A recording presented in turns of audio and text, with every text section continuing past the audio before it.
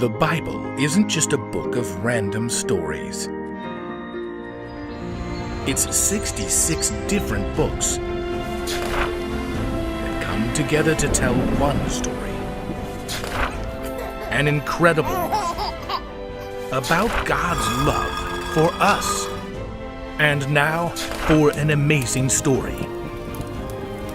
Inspired by the book of Acts, chapter 1, verses 1 to 11. When Jesus was arrested and killed, his friends felt as though they were living in a nightmare. But 3 days later, when Jesus returned to life, they were overjoyed. But it still seemed like a dream, especially the time when Jesus appeared in the same room as them, even though the door was locked. May peace be with you. Jesus ate with the disciples and showed them the scars in his hands and side to let them know he was real.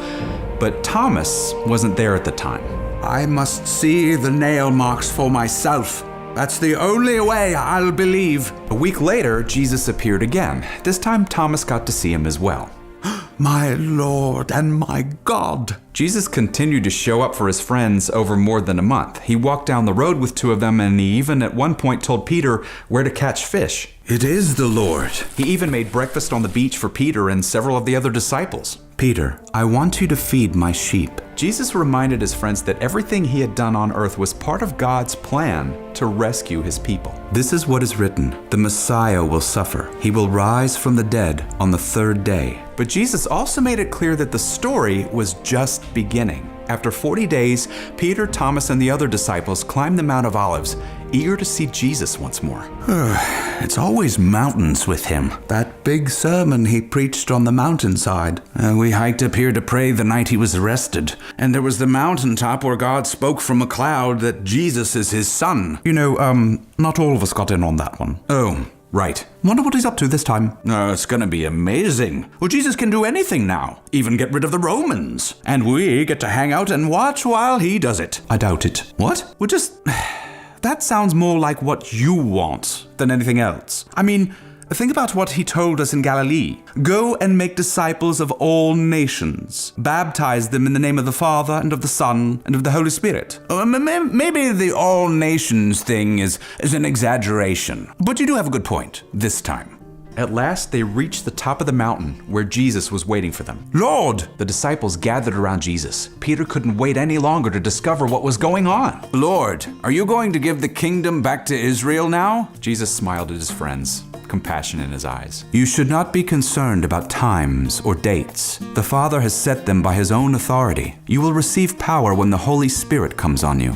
Then you will tell people about me in Jerusalem and in all Judea and Samaria, and you will even tell other people about me from one end of the earth to the other. Oh, okay, so he is serious about the all nations thing. Peter and the others didn't have long to consider what Jesus had said, because before their eyes, Jesus began rising from the ground, up toward heaven. Wait, what's going on? Jesus continued to ascend until clouds blocked their view. Where is he? Will we see him again? I doubt it. As Jesus' friends stared up into the sky, two angels dressed in white appeared beside them. Men of Galilee, why do you stand here looking at the sky? Jesus has been taken away from you into heaven, but he will come back in the same way you saw him go. Amazed and a bit dazed, the disciples finally climbed down the hill to Jerusalem. So, big job he's given us. Huge. Epic. Well, not really what I had in mind. Well, I think that's the point, isn't it? Jesus doesn't have us in mind. It's all the people who need to hear about Jesus. From here to Rome, from Samaria to Egypt, from Bethlehem to Timbuktu. Timbuk where? Everywhere. It doesn't matter what we expected. What matters is doing what Jesus has told us to do. And we can, through God's power. I don't doubt it. For the rest of their lives, Jesus' followers would set aside their own plans. They would dedicate their days to sharing the story of Jesus with everyone they met, be it close to home or far from it.